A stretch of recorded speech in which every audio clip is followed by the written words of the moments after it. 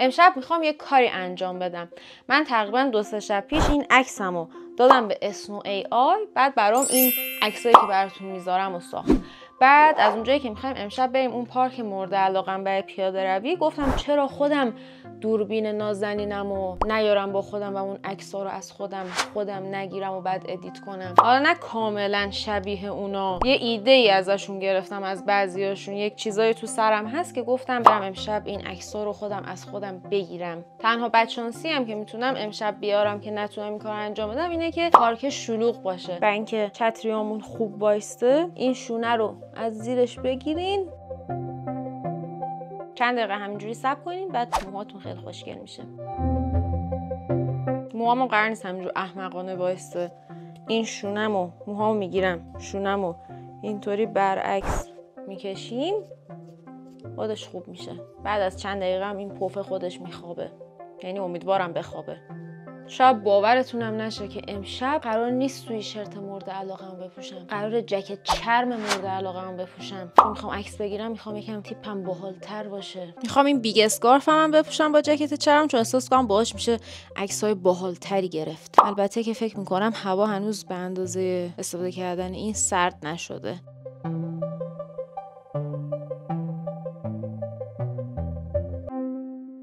احساس کنم خیلی باحال نشد، نمیدونم چرا.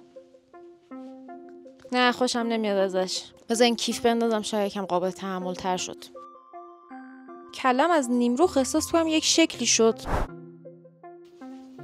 نمیدونم، اصلا راحت نیستم با این بیگ اسکارفه. داره گرمم میکنه، خیلی هم باهاش نمیتونم کلمو تکون بدم، داره عصبانی میکنه. ببینیم میتونیم عکسایی که میخوام بگیرم. گفتم تا زمانی که میرسیم به این پارکه بیام یه خاطره از زمان کنکورم براتون تعریف کنم که خیلی هم ربط داره به کاری که میخوام امشب بکنم. من زمانی که داشتم آماده میشدم برای کنکور، برای خودم یک چالشی به وجود آورده بودم. چالشه چیه؟ این که هر روز یک عکس خوب بگیرم، ادیتش کنم و نگهش دارم، که دلم میخواد این عکس‌ها رو بهتون نشون بدم، چون خودم احساس میکنم اون عکسایی که اون زمان گرفتم با اون گوشی معمولیم بهترین عکسایی بوده که تا الان واقعا گرفتم. دوست داشتم که به شما هم نشون بدم. و میتونم بگم انقدر وسواسی داشتم این موضوع رو دنبال میکردم که مثلا اگه یک روز 3 تا عکس خوب میگرفتم، تا 3 روز دیگه هیچ عکسی نمیگرفتم. تاریکه، هیچ کسم نیست، هیچکی نیست، همه مغازه هاشم بسته. میتونم بهتون بگم فقط ماییم تو پارک، همشون بستن.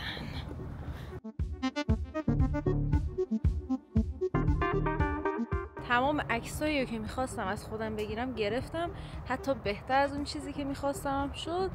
فقط دل تو دلم نیست سریع برم خونه درستشون کنم. خیلی قشنگ، خیلی. این عکس‌ها هم لحظه آخر ایده‌اش زد به سرم. با یه شمع LED که از خونه برده بودم که باهاش عکس بگیرم، این نورا رو به وجود آوردم که اینجا دارم یه قلب نشون میدم، اینجا دارم بی‌نهایت نشون میدم، اینجا اول اسم خودم، اینجا اول اسم آقای دست. وقتی همین عکس‌ها رو می‌گرفتیم دیگه هیچ کس توی پارک نبود. آسمون امروز رو ببین چقدر خوشگله. خوب شد خودم هم امروز تیپ زدم، الان از خودم عکس میگیرم دوباره. می‌بینین ابرو رو؟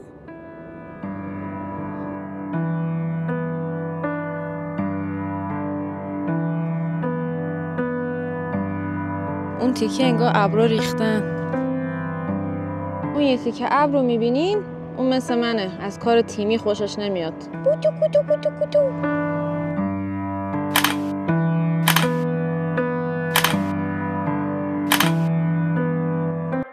امروز میخوام یک چیزی درست کنم. میخوام با این کاتلا و این خمیر هزارلا کروسان درست کنم که مطمئنم خیلی خیلی خوشمزه میشه، چون این لعنتی یکی از خوشمزه ترین چیزایی که من اخیراً خوردم و اگه امروز این کروسان رو درست نمی‌کردم کلاً تموم میشد، چون از تمام شیشش فقط فکر میکنم اندازه کمتر، نه اندازه یه قاشق غذاخوری مونده. من قبلا با این خمیر هزارلا کروسان درست کرده بودم، ولی با پوره سیب و دارچین که میتونم بگم خیلی خوشمزه شد. من این خمیر رو از تقریبا دیروز عصری از تو فریزر گذاشتمش داخل یخچال، چون وقتی که درست میکنیم باید یخش باز شده باشه. خیلی آروم بازش میکنیم. کاری که بعدش میکنیم اینه که مثلثی میبریمش. من اول یک مستطیلی از داخلش میبرم، بعد اینطوری مثلثی. الان 1 2 3 4 5 6 7 8 تا کروسان داریم. حالا این کاتلا رو فقط ازش یه مقدار کم همین اولش فقط میریزیم، چون من با شیر عسل درست کردم و یه اشتباهی که کردم کلش رو شیر عسلی کردم، یعنی شیر عسل همه جاش پخش کردم و میتونم بگم خیلی خوب نشد، یعنی یه جورای شل بود کروسانا، خوب نشد.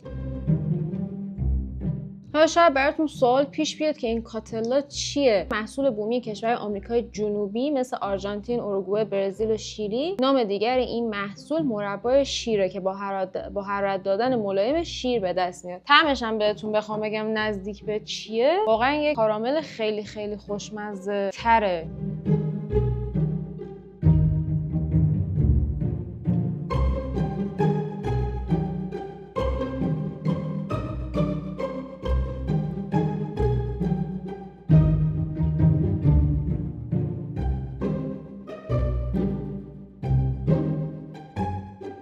برای اینکه روی کروسانم طلایی بشه باید از چی استفاده کنم؟ برای طلایی شدن روی کروسان معمولا از زرده تخم مرغ یا مخلوطی از زرده و شیر استفاده میکنن که هم رنگ طلایی خواهش میکنن. حالا روی همشونو زرده تخم مرغ میخوام بزنمشون توی هواپز. امیدوارم که خوشمزه و خوشگل بشین و آبروم نره. آخریش من بذارمش که درست شه.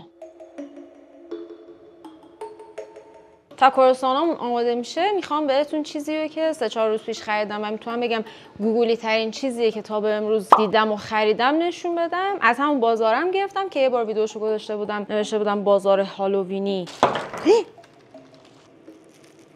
حتی میتونم بهتون بگم اولی که دیدمش رفتم از مغازه دور شدم، دوباره برگشتم خریدمش. یعنی دقیقاً از اون جور چیزایی بود که مثل اون لیوانا اگر نمیخریدم پشیمون میشدم. خیلی نازه. تدا! قیافش رو ببینی؟ یه گربه جادوگر. صورتش رو میبینین چقدر احمقه؟ به غیر از این مجسمه، مدل‌های مجسمه دیگه هم داشت اون مغازه که یکیشون هم خیلی دلم میخواست بخرم، ولی از اونجایی که کلا توی این موضوع هم که پولامو کمتر برای اینجور چیزای چرت و پرت خرج کنم نخریدم دیگه. 2 تا چیز دیگه هم خریدم که اینا رو از یه مغازه دیگه گرفتم. این گربه رو 148 تومن خریدم، ولی این 2 تا رو دونه 20 تومن خریدم. 2 تا روح. بریم با هم دیگه بچینیمشون.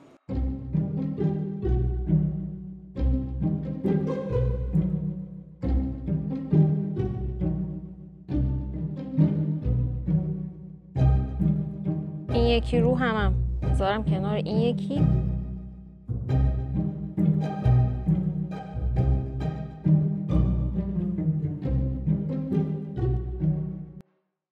کروسانامون آماده شد و باید بگم که یه اشتباهی که من این دفعه کردم که دفعه پیشی که درست میکردم این کار نمیکردم و این دفعه گفتم یه کار جدید امتحان کنم، این بود که روی اون کاغذا نذاشتمشون. الان یکم کندنشون سخت شد و قیافه هاشون هم داره خراب میشه. این شکلی شد.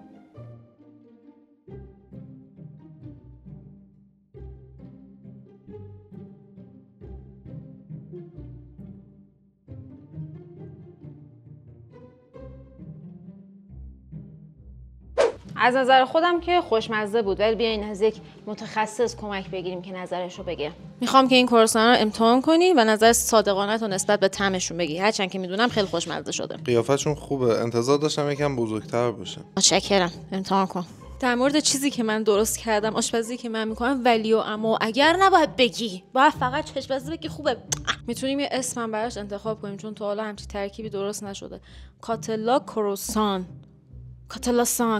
کاتلا کروسان، کروئلا کروسان، کاتلا لا کروئلا. طعم خمیر هزارو و کاتلا میده ولی خیلی خوشمزه است واقعا. خوشمزه شده بود واقعا، نه؟ چون هر چیزی که من درست کنم خوب میشه، مگه نه؟